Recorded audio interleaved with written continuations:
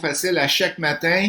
Et aujourd'hui, j'ai la chance d'être avec Jocelyn Grégoire de Senmos Finance. Bonjour, Jocelyn. Bonjour, Ghislain, ça va bien? Oui, ça va très bien. Jocelyn, on va prendre quelques minutes en attendant que les gens entrent pour jaser un peu de les formations qui s'en viennent. Après ça, les gens, quand vous rentrez, dites-nous simplement un beau bonjour, un salut à Jocelyn et moi. Demain, on jase conversion en condo avec Immobilier 100 Tracas avec Marc Chouinard qui va être là. Comment on fait une conversion en condo?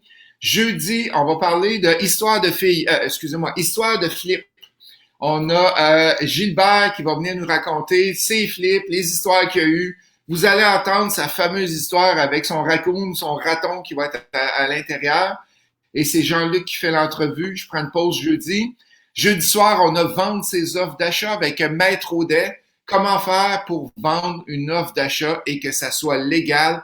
N'oubliez pas que toutes nos formations sont présentement en virtuel. Vous y avez accès directement de la maison.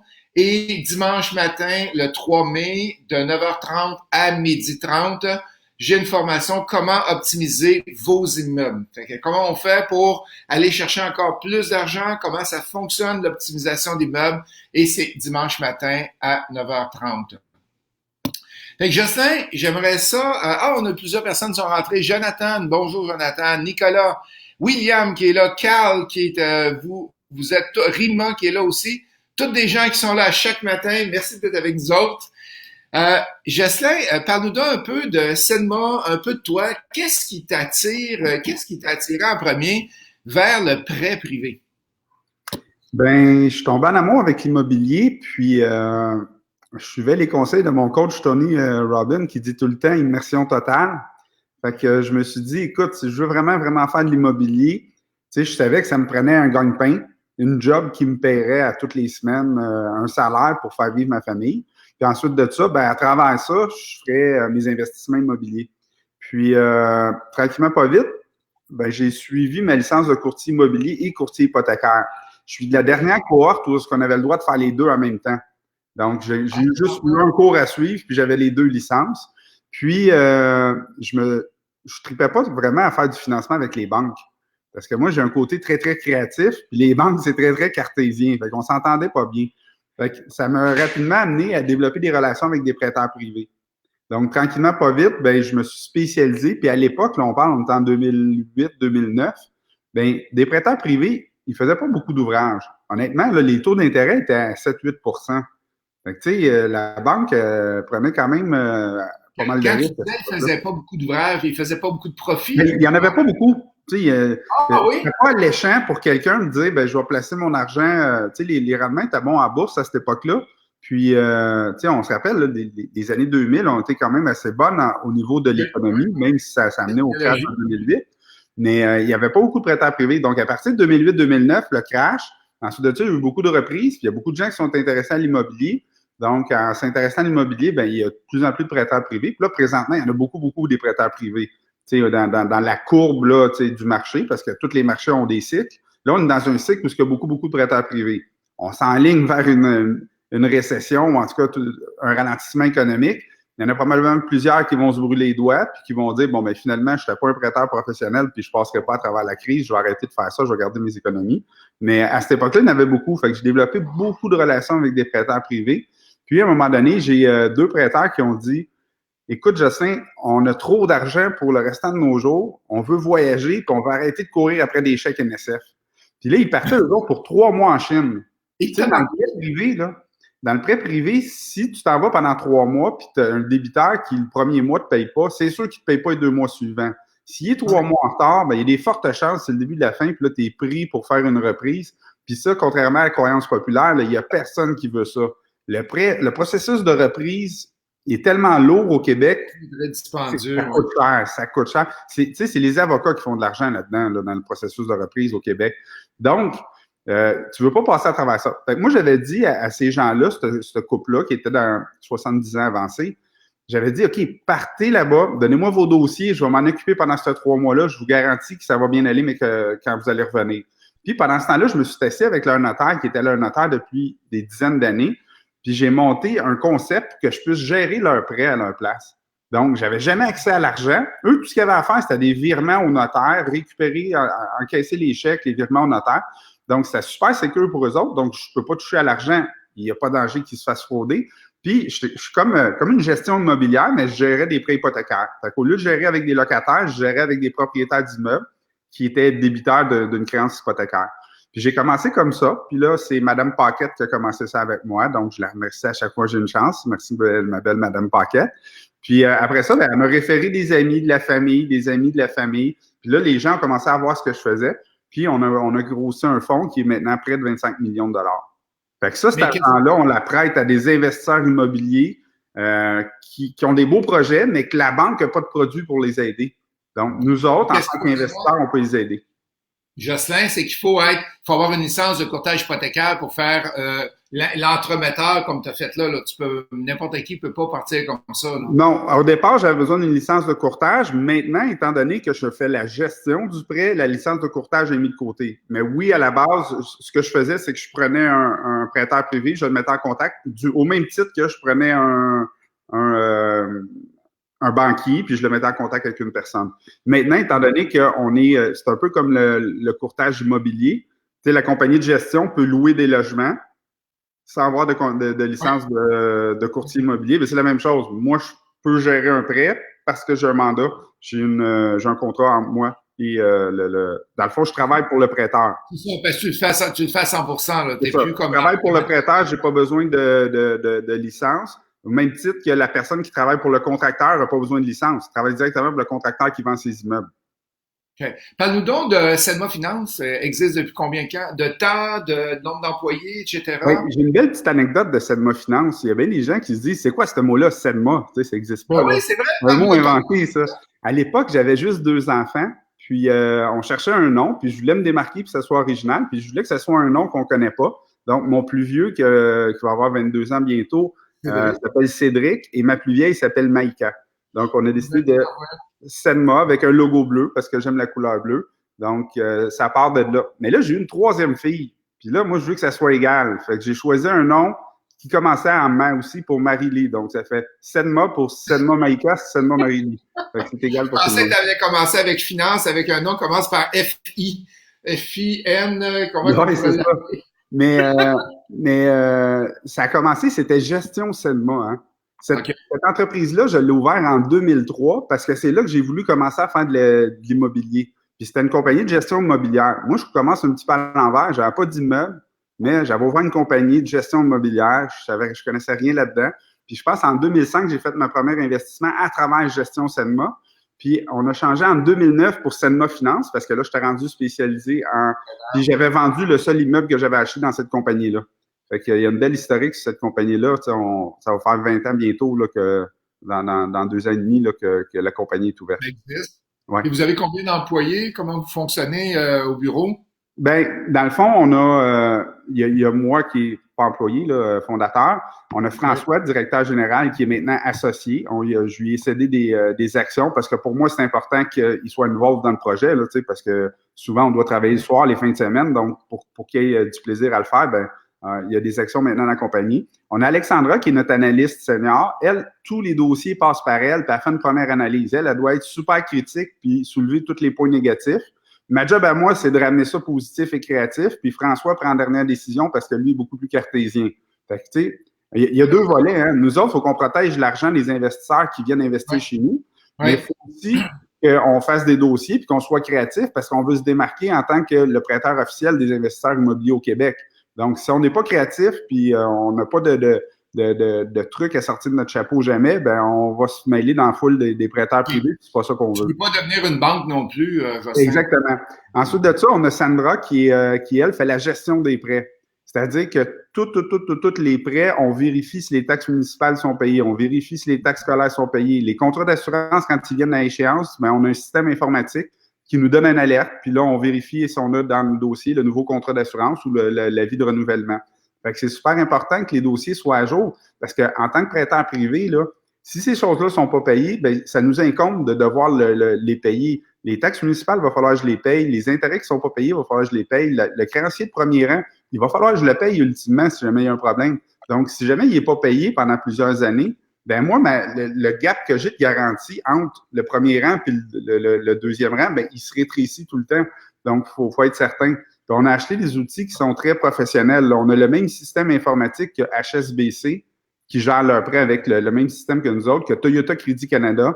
Donc, tu sais, c'est un système qui est quand même assez évolué, qui nous permet là, de faire une bonne gestion. Et si on parle un peu du danger on va avoir deux volets aujourd'hui, Justin. On va avoir le volet danger pour l'emprunteur quand il emprunte un prêt privé, et on va avoir un danger pour quelqu'un qui veut devenir prêteur privé. Parfait. Si on commence avec les dangers pour l'emprunteur, est-ce qu'il y a un danger pour quelqu'un qui va aller chercher de l'argent dans un prêteur privé, peu importe qui? Parce que c'est pas lui qui avance l'argent, là, c'est l'autre qui met 100 000 dans le projet, là. L'emprunteur, il y a un danger avec lui. Bien, le premier danger de l'emprunteur, je te dirais, c'est lui-même. Parce que les emprunteurs qu'on voit venir chez nous, là, souvent, sont super excités. Ils veulent faire de l'immobilier. C'est sûr, ils ont été à la dernière soirée IMO Facile, sont super excités, puis là, ils se disent, hey, il faut que je fasse de l'immobilier. Mais quand ils arrivent trop excités, notre rôle à nous autres, c'est les ramener sur terre. Puis, il faut vraiment qu'ils trouvent 1, 2, voire 3 plans de sortie. Plus qu'il va y avoir de plans de sortie efficaces, le financement privé, là, c'est pas un financement à long terme, c'est pas le financement ultime d'un projet immobilier. C'est un financement transitoire sur du court terme. Donc, si on l'utilise de 3 à 6 mois, ben peut-être qu'il va étirer à 9 mois, puis on va s'assurer que dans notre cash flow, on soit capable de supporter ça. Si le projet n'est pas capable de le supporter, mais il amène une valeur où est-ce qu'on peut rembourser, c'est-à-dire que le projet, il n'y a pas les liquidités pour supporter ce prêt-là, mais on sait très bien qu'il va avoir une valeur supérieure. Comme un flip, par exemple. Un flip, une conversion de chauffage. Il y a plein de situations où est-ce que ça va se prêter. Ben, on peut aussi capitaliser les intérêts. Donc, dire, bon, ben, tu as 6 mois pour faire ton projet, les intérêts sont prépayés. Dans 6 mois, tu vas atteindre une valeur économique où tes rénovations vont permettre que tu refinances 100% à la banque. Mais là, il faut être certain que le dossier de crédit est parfait. Il faut être certain que la situation dans l'emploi ne changera pas. Il y a plein de variables qu'il faut contrôler. Fait que je te dirais que de connaître toutes ces variables-là, de savoir exactement calculer sa valeur économique, c'est super important parce que si tu ne sais pas quelle valeur tu vas aller chercher à la fin, tu ne sais pas quel financement tu vas avoir. Fait qu'il y a plein de petits détails comme ça qu'il faut que l'emprunteur maîtrise ou que son prêteur l'aide à maîtriser ça, tu sais, parce qu'il y a plein de prêteurs privés qui ne connaissent pas la valeur économique. On a plusieurs personnes qui sont en ligne maintenant. Si vous avez des questions pour Jocelyn, on va continuer. Daniel est avec nous autres, Stéphanie, José, Patrick, Marie. Je fais un spécial aujourd'hui, c'est juste 22 $ la question. Pour Patrick, ça? Excellent. Après ça, as-tu des exemples ou des anecdotes de gens qui se sont mal préparés et qui sont venus te voir, puis tu nous as carrément dit c'est pas un beau projet ou ça fonctionne pas? Tu sais, j'en ai à tous les jours. Il y a quelqu'un hier qui m'a envoyé un courriel, OK? Puis là, je vais vous donner un bon truc. Essayez de ne pas faire perdre le temps des gens. Il m'envoie un courriel, puis il me dit, dans son courriel, il y a une phrase. Est-ce que tu finances la mise de fonds des immeubles? Je cherche un financement pour mise de fonds. Pas de numéro de téléphone, pas rien, pas de description, c'est dans quel coin. Fait que, tu sais, pour pas faire perdre le temps des gens, là, ça prend un bon synopsis de notre projet. Tu sais, c'est quoi tu veux faire? L'immeuble est situé où? Elle vaut combien? Y a-t-il des rénovations à faire? C'est quoi les irritants du projet? Souvent, les gens, ils cherchent à cacher les irritants du projet. Mais le prêteur, là, il va le trouver, l'irritant du projet, dans son due diligence. Puis là, tu vas passer pour quelqu'un qui cache l'information. Moi, la première chose que je vais dire à mon prêteur, là, puis je vais me rendre bien brillant, je vais dire tous les irritants du projet, puis je vais trouver une solution à chacun des irritants. Fait que mon prêteur, il va dire, écoute, c'est un gars de solution, il sait où il s'en va, puis je vais lui démontrer que je connais mon métier. De cette façon-là, après ça, quand j'arrive avec les bons points du projet, bien, tous les irritants sont effacés. Je les ai mentionnés, j'ai trouvé une solution. Ça pourrait être un deal breaker, mais après ça, j'arrive avec tous les bons points du projet. Fait que là, dans sa mémoire, là, il efface tous les mauvais points, puis il se concentre sur les bons points. Fait que la présentation est importante. On a des questions qui sont rentrées. Peut-être celle-là, tu peux y répondre rapidement. Jonathan qui demande, c'est quoi la moyenne des taux d'intérêt d'un prêteur privé au Québec? Bien, il y a deux types de taux d'intérêt. Tu as le taux d'intérêt du premier rang, c'est-à-dire qu'il n'y a aucun créancier sur l'immeuble au registre foncier, puis le prêteur privé va prendre le premier rang. en général, puis là, tu sais, ça peut changer, mais en général, c'est entre 10 et 12%.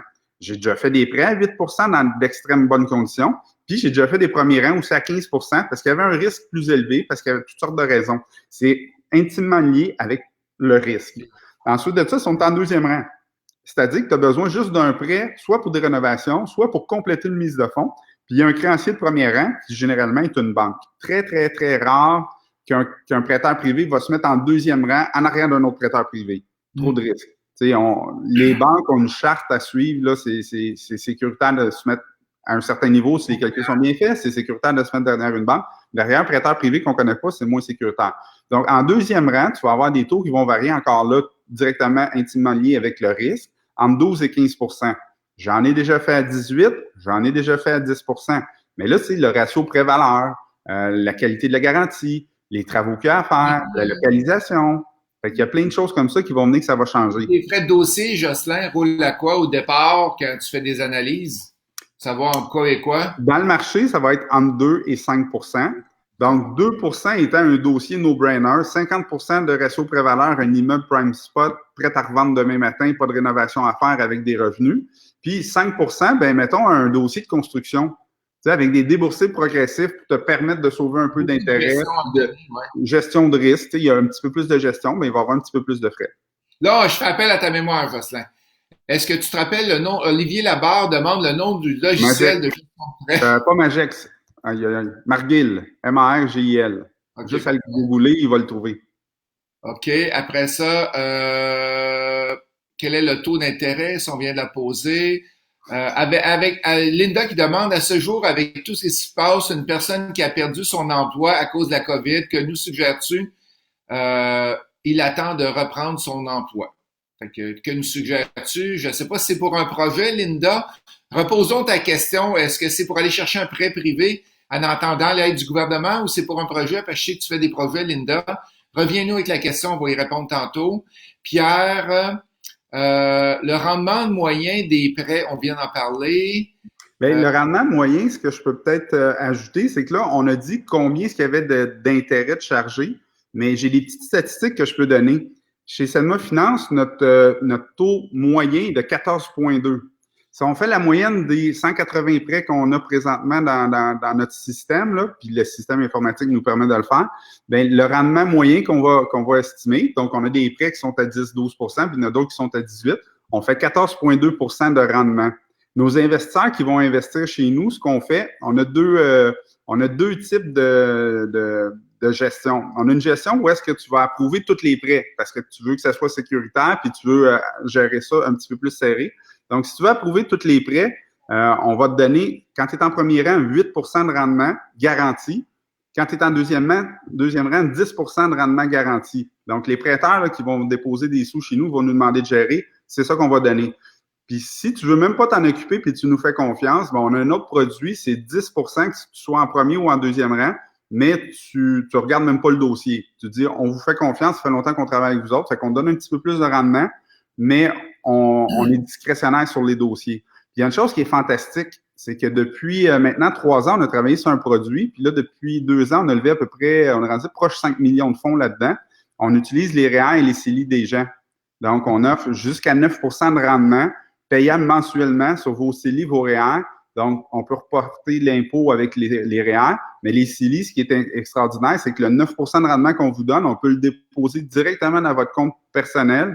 Donc, ça devient du revenu non imposable. Donc, c'est vraiment extraordinaire, ça. Puis ça nous permet, nous, c'est tous des prêts qui sont faits au Québec. Donc, on utilise l'argent des Québécois pour aider les investisseurs québécois. Fait qu'on est très fiers de ça. On est le premier fonds 100% québécois.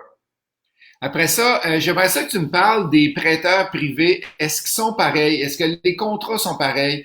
Est-ce que les prises de risque sont pareilles? Les clauses, les protections?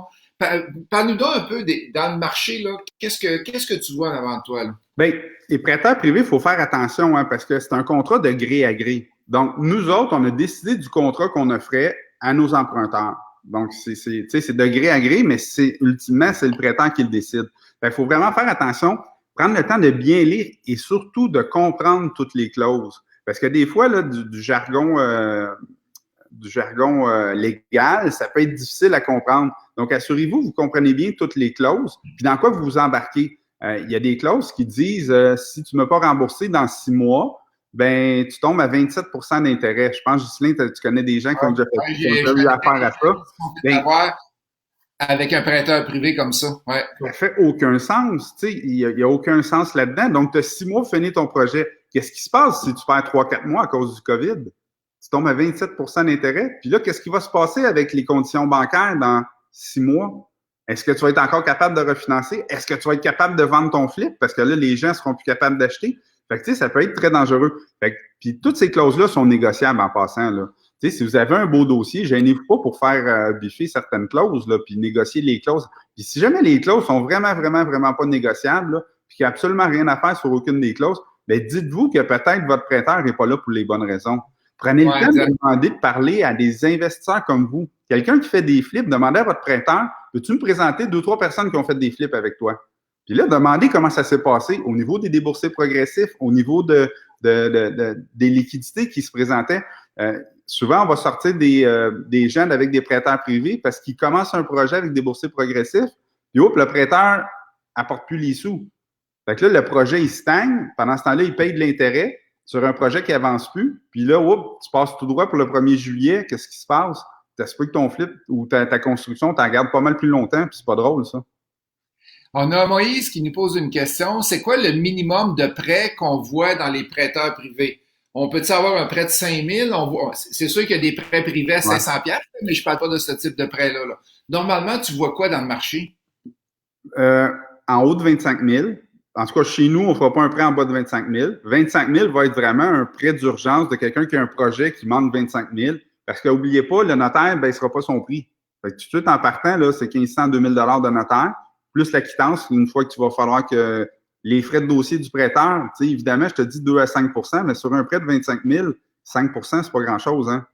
Fait que, ça va être minimum 2 000, 2 500. Fait que tout de suite, en partant, tu vas aller chercher 10-15 de frais juste pour mettre en place cette garantie-là.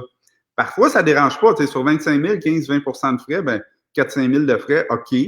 Le montant nominal n'est pas si gros que ça. Ça te permet de finir ton projet puis d'engranger un profit de 50, 60, voire 100 000 ça vaut la peine de le faire. Mais les gens viennent me voir des fois pour des consolidations de dette. Écoute, j'aurais besoin de 12 000 pour remplacer ma carte de crédit à 25 OK, mais ça va te coûter, ce 25 %-là. Ça n'a pas de sens. On a Linda qui revient avec sa question de tantôt. Elle dit, est-ce qu'on peut acheter un Plex avec une mise de fonds qui est financée par un prêteur privé? Oui, il y a peut-être 10 façons de faire la transaction. Évidemment, là, il ne s'agit pas là, de remplacer l'équité que tu as disponible. Le banquier là, va vouloir que tu sois liquide pour ça. Il faut que tu prouves ta mise de fonds. Ce qu'on fait souvent, c'est qu'on va prouver la mise de fonds en disant « Je fais un retrait d'équité sur un autre de mes immeubles. Moi, je te fournis une lettre de financement sur l'autre immeuble. Puis l'autre immeuble, on prend une garantie collatérale, puis on sort la mise de fonds comme ça. Souvent, ça va être comme ça. Mais aussi, si tu as vraiment un super bon deal sur un immeuble, là, mais il est possible aussi qu'on décide de te le financer à 100 %. Le seul problème, c'est que tu dois nous démontrer que tu as de quoi à risque, toi aussi. Okay. Tu comprends? Si c'est moi qui te passe 100 % de l'immeuble, ben là, tu n'as aucun risque. Imagine qu'il y a de la périte. Tu te rends compte, tu as même fait ton due diligence, tu te rends compte qu'il y a de la périte, il y a 50 000 de réno à faire. Tu te disais, je payais la maison 150 000, je mettais 30-40 000 dedans, puis je pouvais vendre ça 230 000, 240 000. Là, tu as un 50 000 de plus, c'était ton profit. Mais qu'est-ce que tu vas faire? Tu vas me redonner les clés, tu n'as aucun risque dedans. Par contre, si tu me donnes une garantie collatérale, si tu me donnais des placements garantis, ben, tu as de quoi à perdre. Fait que tu vas faire ton projet, tu vas break-even à la fin, mais tu gardes ton problème pour toi parce que, ultimement, le prêteur n'est pas là pour gérer tes problèmes. Il est là pour te donner un coup de main pour avancer. Fait que, tu sais, la façon de prendre ça, le mindset que tu dois avoir, c'est de dire, bon, ben, c'est bien plate, je ne ferai pas une scène dans le projet, je vais régler mes problèmes puis je vais prendre de l'expérience. Parce qu'ultimement, c'est ça qui va arriver. Tu vas prendre de l'expérience à gérer un projet immobilier puis tu vas être meilleur le prochain coup. Caroline Douin qui dit, c'est quoi le risque en deuxième rang? Je comprends pas exactement qu'est-ce que tu veux dire. OK. On achète un immeuble. Le premier rang, c'est le rang qui va être enregistré au registre foncier. Le registre foncier, pour ceux qui ne le savent pas, c'est l'endroit où c'est le registre où tous les actes hypothécaires, les actes de vente sont enregistrés. Donc, chaque maison a un numéro unique, un numéro millionnaire, c'est comme un numéro de série. Donc, quand on veut savoir qu'est-ce qui se passe au niveau financier sur une maison, on va voir le registre foncier. Puis là, on voit que M. Jacob a vendu à Mme Isabelle. Donc, Mme Isabelle est devenue propriétaire à telle date, puis elle a enregistré une hypothèque avec la Banque nationale. Banque nationale est le premier créancier. Donc, Mme Isabelle veut rénover, elle appelle Sedma Finance. Nous, on s'enregistre derrière la banque, donc on est en deuxième rang. Le risque d'un prêteur, c'est que si Mme Isabelle ne paye pas la banque, bien, le prêt de la banque va augmenter, évidemment, parce qu'il y a des intérêts. Donc, l'équité de l'immeuble diminue en avant de nous autres. Donc, nous autres, ce qu'il faut faire, il faut avoir les reins assez solides pour racheter la banque dans ses droits de hypothécaires. Puis, après ça, on va pouvoir exécuter notre garantie. Donc, le risque, c'est frais d'avocat, c'est voir diminuer notre équité sur, dans le fond, la garantie qu'on avait, la garantie d'argent qu'on avait, c'est l'équité sur l'immeuble. Si c'est financé à 100%, ben là, on prend quoi comme garantie? On vend l'immeuble 100% par vos premiers créanciers. Elle demande la question, c'est quoi le pourcentage d'échec aussi, Jocelyn, sur un projet en deuxième rang pour un investisseur? Ben, premier ou deuxième rang, je te dirais là, qu'on est entre 1 et 3%, tout dépendant des années. Mais chez nous, on est entre 1 et 3% parce qu'on est très créatif. Tu sais, on va travailler avec beaucoup de redresseurs de crédit. Donc, on donne l'ouvrage à beaucoup de gens qui vont redresser les dossiers de crédit, des courtiers hypothécaires très créatifs qui vont aider nos gens à sortir de mauvaises situations. On est aussi très créatif. Fait qu'avant de se rendre en préavis de reprise, là, on va offrir 1001 solutions, des options d'achat. On met la maison à notre nom puis on la revend. Tu sais, parce que comme on disait tantôt, là, il y a un prêteur privé, justement, avec qui on travaille des fois en partenariat, qui m'appelle hier, il dit « Ah, là, je suis mal pris, mon gars, à cause du COVID, il n'a pas vendu ses 4 maisons, il fait 4 flips en même temps, c'est trop lourd à supporter. Imagine 12 000 $ par mois que ça lui coûte. Il n'est pas capable de vendre. » Fait que, tu sais, ces 4 maisons coûtent ça. Fait que, tu sais, ce que je lui ai dit, j'ai dit, tu sais, si tu passes par le préavis, tu vas te chicaner avec ton client, tu ne feras plus jamais de business avec lui. Ce que tu peux faire, offre-lui la maison qui a le plus d'équité que toi, parce que lui, il n'est pas capable de financer, il n'est pas assez solide financièrement pour une banque. Mais mon prêteur, lui, est suffisamment solide. Il appelle sa banque, il va avoir de l'argent en 2 temps, 3 mouvements parce qu'il y a un solide bilan. Donc, j'ai dit, finance-en une à ton nom jusqu'à temps qu'elle se vende. Tu vas récupérer suffisamment d'équité pour au moins arrêter de payer l'intérêt de privé sur cette maison-là. Puis l'excédent que tu vas avoir, tu vas pouvoir y acheter à 3%, 4-5 mois d'intérêt sur les 3 autres. Donc, le COVID va être passé ou en tout cas, on va trouver les courtiers vont trouver des façons de vendre les immeubles quand même. Puis tu vas pouvoir éliminer après ça les dettes sur les autres, une à la fois. Mais ça, c'est une façon créative que 90% des prêteurs prendront pas le temps de faire. Parce que 90% des prêteurs sont à temps partiel. Ils tirent le plug, puis ils disent à l'avocat, occupe-toi de ça, j'ai pas le temps, je t'attends partiel. Soit qu'ils ont d'autres business, ou soit qu'ils sont au golf, puis ils se disent, je veux pas me casser la tête avec ça. J'ai un certain standing de vie parce que j'ai travaillé fort toute ma vie, ben je perdrai pas mon temps à régler les problèmes des autres. Mais chez Sedma Finance, la différence, c'est qu'on est tous des investisseurs immobiliers. Mon analyste est investisseur immobilier, ma gestionnaire est investisseur immobilier, François est investisseur immobilier, je suis investisseur immobilier, la réceptionniste puis le comptable aussi sont investisseurs immobiliers. Fait qu'on comprend votre réalité. On a Michael qui demande, est-ce qu'on peut avoir une pré-approbation hypothécaire avec vous? Mettons que je vais acheter une vente sous contrôle de justice. Oui. Ben oui, ce qu'on fait, c'est qu'on va sortir ton bilan, puis on va te dire exactement, ben écoute, avec le bilan que tu as, tes ventes de contrôle de justice, ben tu peux aller jusqu'à, on va t'expliquer le calcul exact, mais tu peux aller jusqu'à des immeubles de 300 000. Tu peux aller jusqu'à des immeubles de 500 000. Fait que oui, on a plusieurs clients qui savent très bien qu'ils ont une marge ouverte chez nous, que si la situation ne change pas selon la première analyse qu'on a faite de leur bilan actuel, ben on est capable d'être très créatif. Okay. On a Philippe qui demande, est-ce que vous embarquez en partenariat des fois dans des projets où c'est juste du prêt privé? On essaye de se limiter juste au prêt privé. J'aime pas ça être comme dans 2 parties, tu sais, être le prêteur puis être le partenaire en même temps. Fait que tu sais, c'est un ou l'autre. Tu veux être partenaire, parfait, présente-moi-le en partenariat, mais tu sais, être le créancier puis en plus être un partenaire, je trouve que c'est pas transparent de notre part. Tu sais, c'est comme vouloir le panier au complet.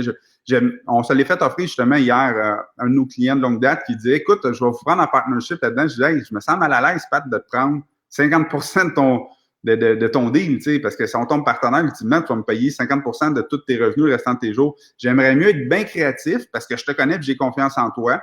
Puis là, on va prendre une prise de garantie sur des actions. Tu sais, c'est des choses que les prêteurs font pas toutes, mais dans ce cas-ci, la garantie est tellement solide qu'on se dit, gars, on va prendre les actions à garantie, ça va te permettre de refaire tes financements, de tout faire tes choses.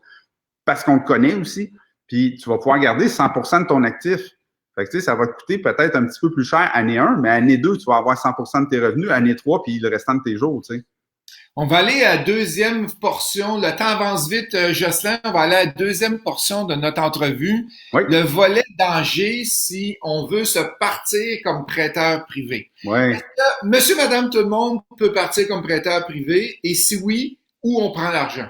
Oui, bien, il y a plusieurs façons. Nous, ce qu'on va recommander à notre monde, c'est premièrement, souvent les gens qui vont s'en aller vers ça, ben, c'est une deuxième carrière. Fait que, ils ont une maison qui est presque payée. Je ne sais pas si vous avez déjà pensé, là, si votre maison ou la maison de vos parents est complètement payée, ça vaut 400-500 000, vous pouvez avoir une marge de 300-400 000 là-dessus. Pensez-y, 10% sur 400 000, c'est 40 000 par année de revenus. T'sais, si la marge coûte 3 ben, il vous revient quand même 32 000 par année de revenus. Quand même intéressant, 33 000 par année de revenus. C'est des façons d'aller chercher du revenu assez sécuritaire parce qu'on s'entend, là, même en période de crise, on ne s'attend pas à ce que les immeubles perdent 25 là, dans les prochains 2 ans. Peut-être que ça va stagner, peut-être que ça va reculer un petit peu, surtout au niveau résidentiel. Dans le multilogement, là, je ne vois pas de perte à prévoir, même si on va passer la pire crise des 100 dernières années. Fait que, tu sais, ça peut être très, très, très rémunérateur. Sinon, ben, tantôt on l'a dit, REER et CELI, vos REER, vos CELI, là, qui rapportent overall sur une moyenne de 20 ans, moins de 4 parce que c'est ce qui est prouvé, là. Les planificateurs financiers vont me détester, là, mais on voit leur tableau, puis leur tableau démontre toujours que vous faites du 15-20 mais c'est pas vrai. La journée, vous voulez avoir votre argent dans vos poches, après les frais, après les mauvaises années, après ci, après ça. Sur une période de 20 ans, c'est du 4 que vous allez avoir. Les statistiques qui vous montrent, là, c'est de la poudre aux yeux, là. Réellement, mettez pendant 20 ans des REER, des CELI dans des fonds mutuels. Quand vous allez les retirer après frais et tout, il vous reste 4 Mais nous autres, on vous garantit payable mensuellement du 9 Fait que c'est une façon de devenir prêteur privé. C'est une façon aussi de faire gérer vos prêts, de suivre ça de près. Puis après ça, de peut-être dire, ben je vais les faire moi-même. Tu sais, tantôt, je disais 8 à 10 de rendement espéré quand on fait gérer les prêts. Ben c'est une belle école, ça. Tu peux suivre tes prêts, puis apprendre des problèmes, puis des bons coups. Puis après ça, dire, ben je vais le faire à 12 puis 15 Et je vous dirais que j'en ai plusieurs qui ont essayé, tu sais, ils ont dit, OK, on t'a suivi un bout de temps, je vais aller faire 12 à 15 Ils ont eu 2-3 problèmes, ils sont revenus à 8-10. Ils ont dit, j'aime mieux avoir un 8-10 sécuritaire avec l'argent que j'ai durement gagné que de dire, je vais faire du 15 puis de temps en temps, je vais perdre mon capital. Parce que faut pas perdre le capital. Tu sais, Warren Buffett, il dit, faut jamais perdre d'argent. Ben, c'est parfait. On s'organise pour en perdre chez Selma Finance. Aucun de nos, ça fait 11 ans qu'on place de l'argent comme ça, là. Puis il n'y a aucun de nos bailleurs de fonds qui a perdu un seul sou de capital. Philippe qui dit ne pas oublier c'est plus un commentaire qu'une question là. Oui. Ne pas oublier que quand tu t'enregistres en deuxième rang, tu dois le mentionner à ton créancier de premier rang, effectivement. Exactement. Il y a une clause à l'acte. Ben, c'est pas 100% des actes hypothécaires, là, mais il y a plusieurs actes hypothécaires qui disent que ça. C'est pas juste le mentionner, c'est de demander la permission au créancier de premier rang. Puis ça, on est devenu spécialiste avec ça parce que les gens, ils se disent comment est-ce qu'on le demande, est-ce que ça va être accepté? Ben, nous autres, on a un formulaire déjà prêt qu'on fait signer par l'institution financière. Le directeur de compte, généralement, va signer ça assez facilement. Mais il faut expliquer pourquoi on fait un prêt de deuxième rang. Eux, ce qu'ils veulent savoir, là, c'est est-ce que mon débiteur est en problème? Est-ce qu'il est en train de consolider ses dettes avec un prêteur privé à 25 oui, non, peut-être. Si on y explique, écoute, on a des travaux à faire pour une courte période de temps, on va enregistrer un deuxième rang. On va optimiser l'immeuble de telle façon, il faut que j'enregistre un deuxième rang. Fait qu'il y a des façons de l'expliquer, puis ça, on est spécialisé là-dedans, qui vont permettre d'avoir une bonne entente avec le créancier de premier rang en y expliquant que ultimement, sa garantie va être meilleure après qu'avant. On a Pascal qui demande, est-ce possible de réécouter la vidéo en différé? Oui, c'est possible. Justin va la mettre sur ses plateformes. Je la mets sur mes plateformes aussi. Fait que tu vas sur Imo Facile, puis tu reviens dans le fil d'actualité et tu vas être capable d'aller le revisionner. Après ça, est-ce pertinent? On a Sou qui demande, est-ce pertinent de faire affaire avec un prêteur privé pour un premier achat de Plex? 6 logements en construction neuve avec avec 100 ou peu de mise de fonds. Ça revient à la question que tu as répondu tantôt, là. C'est du bridge, ça va dépendre de ton bilan. l'idéal, tu sais, info à commercial Senma Finance, envoie une demande de contact, on commence, on analyse ton bilan, puis on te dit si ça se prête à toi. Tu sais, on est probablement les prêteurs qui vont te revirer de bord puis détruire tes rêves assez souvent en te disant ça marche pas cette façon de faire-là. Par contre, si tu passais de telle étape, bien, probablement, tu serais capable d'utiliser le prêt privé. Comme j'ai dit en entrée de jeu là, au début de l'entrevue, là, c'est pas pour tous les types de projets immobiliers. Il faut que ça soit court terme. Il faut vraiment que ça soit un prêt bridge qu'on appelle, là, un pont entre situation aujourd'hui donnée. Bien, à quelle situation on ramène ça, puis de quelle façon on a un plan de sortie. Super important. Jérôme, qui demande une question qui n'a pas rapport avec le prêt privé, il parle des balances de vente que le vendeur fournit la mise de fonds. Il dit, si j'ai une banque et j'ai une balance de vente à 100%, est-ce que c'est accepté par les banquiers? Bien, il n'y a pas de banque s'il y a une balance de vente à 100% en principe. Non, mais lui, il parle de balance de vente à 100% de la mise de fonds. Moi, j'ai jamais vu ça. Peut-être que toi, tu n'as eu des cas que ça passe. J'en ai vu. Excellente relation avec ton banquier. Tu sais, je sais pas, je pense que c'est Banque Laurentienne, j'ai déjà vu ça. Excellente relation avec le banquier, puis c'est l'histoire qui compte. Tu vas voir ton banquier, tu as un bilan avec lui, je sais pas, tu as plusieurs centaines de milliers de prêts, ça va bien depuis des années. Tu dis, écoute, j'ai un offre extraordinaire.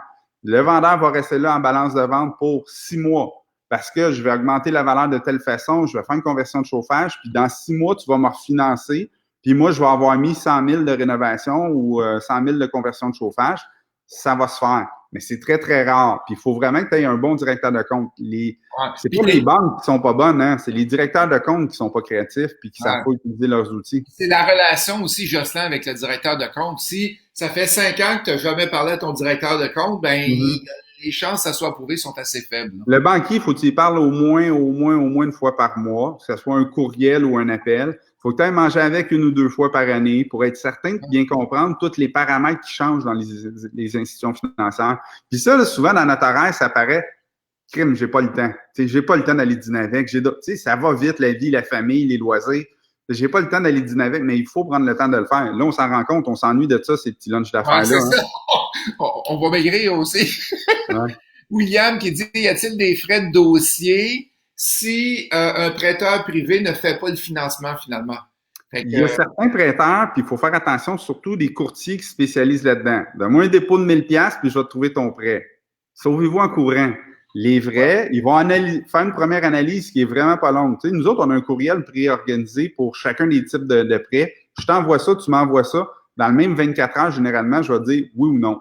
Oui, j'ai besoin de plus d'informations. Non, ça ne prête pas à nous autres pour telle raison.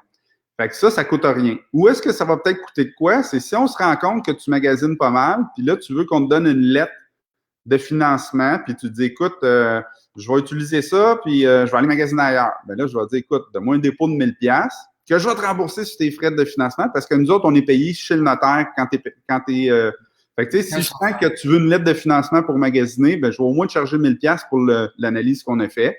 Puis si tu te rends pas chez le notaire, on n'est pas mauvais amis. J'ai fait 1000$, mon staff est payé, on n'a pas travaillé si fort que ça. Ce qui est difficile, nous autres, c'est de bouger l'argent. C'est là qu'il faut qu'on soit payé. Donc, si on ne se rend pas chez le notaire, ben tant mieux, on a fait 1000$. Si on se rend chez le notaire, ben sur tes frais de transaction totale, on a bougé l'argent de ton prêt, on va te réduire, on va te faire un crédit équivalent à ce 1000$ de dépôt-là. Mais le dépôt va se donner à la fin de la transaction quand tu as une lettre de financement. À la signature de la lettre de financement, le dépôt se donne.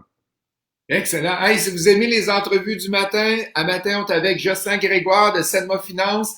Cliquez sur j'aime, envoyez-y plein de beaux cœurs, un cœur de votre part. Et aussi, si c'est la première fois que vous êtes avec Imo Facile, allez cliquer sur j'aime sur la page Imo Facile pour avoir tous les fils d'actualité qu'on va avoir cette semaine et les prochaines semaines. On a Michael qui est plus un commentaire. Si tu utilises ta seule résidence pour faire un prêt, garde-toi de l'argent en cas que tu aies besoin de racheter une hypothèque. Ouais. Daniel qui dit, c'est quoi le montant pour investir chez Senma? Tu en as parlé tantôt. 25 000 le minimum. 25 000, c'est bon. Après ça, je voulais savoir si tu as un bon conseil pour commencer en prêt privé avec seulement 60 000 pour débuter. Ben évidemment, tu sais, si tu as juste 60 000, tu le mets tout en prêt privé, ben tu te mets à risque un petit peu. Ce que tu peux faire aussi, c'est y aller en gestion. Tu sais, en gestion, comme je disais tantôt, là, nous autres, on peut te dire, ben, on va te splitter ton 60. Premièrement, si tu as juste 60 000, mets-les dans tes CELI. Tu sais, n'auras pas d'impôt à payer, 9 ça, c'est le baisse. Sinon, ben, si jamais tes CELI sont maximisés ailleurs, sont immobilisés, ben, je te conseillerais de faire peut-être 2 prêts de 30 000. Si tu en as un qui va mal, l'autre va bien aller. Si tu as une petite perte sur un, l'autre va être correct. Puis ça, c'est le genre de choses qu'on va faire souvent, là, splitter l'argent des gens. Quelqu'un vient me voir qui a 250 000, mais je ne le place pas sur un projet à 250 000. Il y a 100 de son risque dans un projet. Qu'est-ce qui se passe? Ça peut être dangereux. Fait que ce que je vais faire, ben, je vais peut-être faire 2 ou 3 ou 4 prêts de 70 de 50 à 70 000 pour m'assurer que cet argent-là soit placé de façon sécuritaire puis diversifier son risque. Puis c'est pour ça qu'on a fondé un petit peu Capital Immo Privé, les REER, les CELI, mais on peut aussi mettre de l'argent là-dedans. La différence entre Senma et Capital Immo Privé, c'est que Senma, ben, on va splitter ton risque sur 2 ou 3 prêts. Dans Capital Immo Privé, ben, là, j'ai perdu le compte, mais on avait comme 100 quelques prêts là-dedans. On avait plus de 100 investisseurs. Donc, tu prends un risque sur le portefeuille total. On a 4 millions de prêts, ben, tu as un risque dilué sur 4 millions d'argent sur une centaine de prêts. Donc, ça réduit ton risque de beaucoup, mais tu as un peu moins de contrôle. Et où ton argent, tu ne le sais pas, et sur tous ces prêts-là. Fait que, s'il y en a un qui ne va pas bien, ben, il est dilué dans tout le lot, fait que c'est beaucoup plus facile. On a Marc qui pose une question. Marc, je te conseille d'appeler directement au bureau. La question est trop compliquée. J'ai de la misère à comprendre moi-même. Stéphanie, non. Serge, Serge est très créatif. Il dit, je peux-tu prendre mes REER, les mettre avec toi, puis après ça, tu me les reprêtes au même taux pour que je puisse m'acheter un immeuble avec mon incorporation. Puis, Serge, comment est-ce que je vais faire pour payer l'école de hockey à mon fils?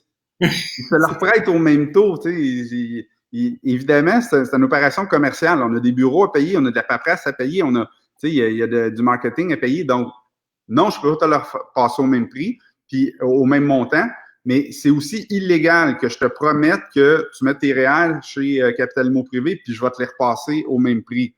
Par contre, évidemment, les gens qui nous encouragent, on va les encourager. Tu sais, c'est certain que tu vas avoir un service prioritaire chez nous. C'est certain qu'on va regarder différemment tes dossiers de financement en disant, écoute, il a placé 100 000 chez nous, il a besoin de 100 000.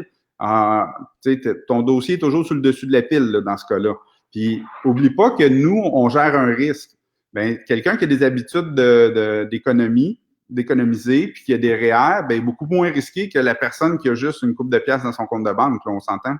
Parfait. On a Mathieu qui pose une question. Si je prends ma marge de crédit hypothécaire et que je veux investir avec toi, c'est quoi le montant minimum que je dois rembourser dans ma marge? Que je dois me garder de l'argent pour rembourser le montant minimum. Ça dépend, je crois, si je me trompe, Jocelyn, des prêts bancaires, des hypothèques dans mon cas. Mais ça va dépendre de ce que tu as en premier rang avant de toi. Donc, tu sais, il faudrait qu'au minimum, tu aies accès au plus gros, parce que tu sais, c'est pas tous tes dossiers qui vont aller en perte d'un coup, mais il faudrait que tu aies accès, tu sois capable de libérer le plus gros montant qu'il y a en avant de toi. Donc, si jamais la Banque nationale est en premier rang pour 150 000, tu es en deuxième rang pour 50 000, ben assure-toi d'avoir accès à 150 000. La beauté de la chose avec Senma Finance, c'est chaque semaine, on a minimum 500 000 qui reviennent dans nos comptes de gens qui nous payent. Tu sais, oui, des fois, on peut avoir juste 200, mais la semaine d'après, on a 900. Fait que, tu sais, il y a un roulement qui se fait. Pourquoi? Ben, parce que ça fait 12-13 ans qu'on fait ça. Donc, les prêts, ils roulent, ils roulent, ils roulent. Fait qu'on n'a pas besoin de vraiment garder beaucoup d'argent en avant de nous parce qu'on le sait, la semaine prochaine, il va en avoir, l'autre semaine, il va en avoir. Et on les voit jouer les prêts qui sont en défaut, hein. Je pense qu'il parlait plus de lui, Mathieu. Il dit, ma marge de crédit de ma maison, qu'est-ce que je fais? Est-ce que je me garde l'argent pour rembourser ma marge à chaque mois? Puis c'est quoi le minimum? Ah, c'est le paiement minimum, dans le fond. Ouais, c'est le paiement minimum de la marge, parce qu'il y a des marges qu'il n'y en a pas. Il y en a que c'est intérêt, puis il y en a d'autres, c'est un peu d'intérêt puis de capital qu'il faut Il y a un minimum de capital qu'il faut remettre. Donc, c'est juste de vérifier ton contrat, là, voir qu'est-ce qu'il prévoit. On a une dernière question. Nous, on paye mensuellement. Hein? Fait que, tu sais, mensuellement, tu as un revenu de 8 à 10 ta marge te coûte 2 à 3. Même s'il y avait du capital, en principe, tu devrais avoir suffisamment d'argent pour payer tes paiements. On a Michael qui demande, si on investit 25 000, 100 000, 200 000, 500 000, est-ce que c'est le même retour d'argent en pourcentage? Oui, parce que les prêts ne seront pas plus ou moins chers. Donc, c'est le même retour d'argent, sauf que le virement va être un petit peu plus élevé. Là. Tu sais, 10 de 500 000, c'est beaucoup plus que 10 de 50 000. Parfait. En terminant, on n'a plus de questions qui rentrent. Jocelyn, aurais-tu un conseil à donner aux investisseurs et après ça, on va parler comment te rejoindre aux investisseurs, ceux qui veulent faire du prêt privé ou emprunter de l'argent? Ben, moi, j'ai été peut-être le champion des prêts privés. Tu sais, là, j'en ai fait, j'en ai fait, j'en ai fait. C'est comme ça que j'ai réussi à bâtir mon parc, en étant créatif, en utilisant l'effet levier avec le prêt privé au maximum. La première chose, c'est assurez-vous d'être cash flow positif. Tu sais, j'ai déjà acheté des immeubles 100% prêteurs privés, puis là, j'étais cash flow négatif de 2000 par mois, mais j'avais un immeuble cash flow positif de 2000 par mois. Je les mettais ensemble, je break even. J'étais capable de supporter, changer une toilette de temps en temps. Fait qu'assurez-vous, vous êtes capable de supporter ça, peu importe qu'est-ce qui arrive. Le COVID, là, c'est la meilleure exemple. On ne sait pas c'est quoi l'avenir va nous réserver. Donc, assurez-vous d'être cash flow positif. Ensuite de ça, les plans de sortie, super important. Tu sais, un plan de sortie, c'est correct, mais 2 puis 3, ça peut être beaucoup mieux. Fait que plan de sortie numéro 1, on finance avec la banque. Plan de sortie numéro 2, on va vendre. Plan de sortie numéro 3, on fait une conversion de chauffage, on augmente les revenus, puis on se ramasse cash flow positif. Fait que, tu sais, il y a plein de plans de sortie comme ça qu'on peut aller chercher. Ensuite de ça, les associations partnership. Ouais, Seul, c'est correct, mais à 2, 3, c'est comme le mastermind. Tu sais, le cerveau collectif va permettre. Oui, toujours avec des conventions d'actionnaires signées avant plutôt qu'après. Je suis la preuve vivante qu'il ne faut pas faire ça. Ça m'est arrivé. Ça coûte énormément cher. On perd nos amis. Signez votre convention d'actionnaire avant, c'est un 1500 $ bien placé. Ensuite de ça, pour le prêt privé, le conseil que je peux donner, association, partnership, vos connaissances générales. Je le dis souvent, je ne suis pas le crayon le plus aiguisé de la boîte, mais je connais un petit peu dans tous les volets, comptabilité, fiscalité, financement créatif, financement privé, financement bancaire. Fait que, tu sais, aller dans les soirées comme IMO Facile, là, ben, c'est dans ces places-là que j'ai appris un petit peu dans tout, parce que tu as toujours un spécialiste qui vient sur le stage. Puis là, le truc que je peux donner, c'est quand il débarque du stage de spécialiste pendant la pause réseautage, allez le voir. Jaser avec. Ce gars-là, s'il est sur le stage parce qu'il en sait plus que toi sur un domaine, tu veux te rapprocher de cette personne-là. Allez jaser avec Ghislain, qui est super généreux de son temps. Moi, à chaque fois que je vais dans une soirée mot facile, Ghislain est disponible, je peux jaser avec quelques minutes. Évidemment, il y a beaucoup de gens, mais prenez le temps de poser 2-3 questions, puis préparez-les vos questions. Puis, tu as combien de professionnels qui travaillent avec toi, Ghislain? On est 27 au total. Bon, ben il y a 27 professionnels dans la salle. Là. Allez les voir un à la fois. Prenez 5 minutes chacun de leur temps là, dans une soirée. Vous allez voir que c'est là. Avec les employés, on est 27 au total. Dans les soirées, je te dirais qu'on est peut-être une douzaine. Une douzaine. On est avec les coachs exactement qui sont disponibles. Et comment, Jocelyn, on fait pour te rejoindre? J'ai mis tantôt dans le fil d'actualité, dans les questions, l'adresse courriel. Fait que si tu veux le répéter, s'il vous plaît. L'adresse courriel, c'est info@cedma, finance.ca. Puis le numéro de téléphone, 450-443-3225. Évidemment, période de COVID, ça ne change rien pour nous autres. Là, moi puis François, on répond aux appels directement. Puis on a fait plein d'offres de financement. Là. Ça n'a pas vraiment ralenti pour nous autres, même que je pense que ça va augmenter un petit peu là, notre volume d'affaires. Fait qu'on est prêt à recevoir vos demandes de financement, vous coacher, vous aider là-dedans. Là. Notre but à nous autres, là, c'est de trouver des clients qui vont faire des investissements immobiliers, mais qui vont revenir souvent. La mentalité qu'on a, là, c'est que si notre client se casse pas la gueule, bien, ça va devenir un client facile à travailler. Pourquoi? Parce qu'il va comprendre la recette, puis il va revenir souvent. On veut pas avoir des one-shot deals, travailler une fois, montrer la recette à quelqu'un, puis il ne revienne plus jamais parce que ça n'a pas bien été à son goût. Fait qu'on va s'assurer de donner le service à la clientèle qu'il faut, de s'assurer de te donner le coaching qu'il faut pour que ton projet, tu passes à travers, puis que tu fasses un beau profit pour dire, ben on va recommencer pour en faire un autre. On a cette mentalité-là depuis à peu près 4 ans. Puis depuis ces 4 dernières années-là, on a éliminé 90% des consolidations de dette qu'on faisait. Puis, tu sais, c'était de l'énergie négative. Là, on est dans les investisseurs, hein, Jocelyn, c'est pas des consolidations de dette de monsieur, madame, tout le monde. Non, on n'a fait plus de ça. Ça, on en fait, on est sûr de notre coût. Puis, mais tu sais, notre but, c'est pas de reprendre des immeubles. J'ai dit tantôt, ça coûte cher. Pas juste en argent, en énergie. En énergie négative. Puis c'est plate, puis c'est mauvais. Nous autres, on va avoir une belle énergie positive. Je pense que les gens le savent. Là, toute mon équipe, on fait beaucoup de croissance personnelle. On va voir les shows de Tony Robbins, etc. On est coaché de toutes parts. On a plusieurs coachs qui nous suivent. Fait que, on veut grandir, on veut avoir une belle énergie puis avoir du plaisir là-dedans. Puis pour avoir du plaisir, ben c'est simple. Des histoires à succès d'immobilier, c'est pas mal mieux que des consolidations de dettes, des séparations, des Oui, divorces. exact. En terminant, n'oubliez pas, demain, on parle de conversion en condo, comment ça fonctionne une conversion en condo. Jeudi, on parle d'histoire de flip avec Gilbert. Jeudi soir, vendre ses offres d'achat. Et dimanche, de 9h30 à 12h30, comment optimiser vos immeubles avec moi-même. Un gros merci, Jocelyn. Passe une belle journée. Puis on s'en reparle plus tard. Merci. Soyez prudents, bon COVID. Merci la gang. Bye bye.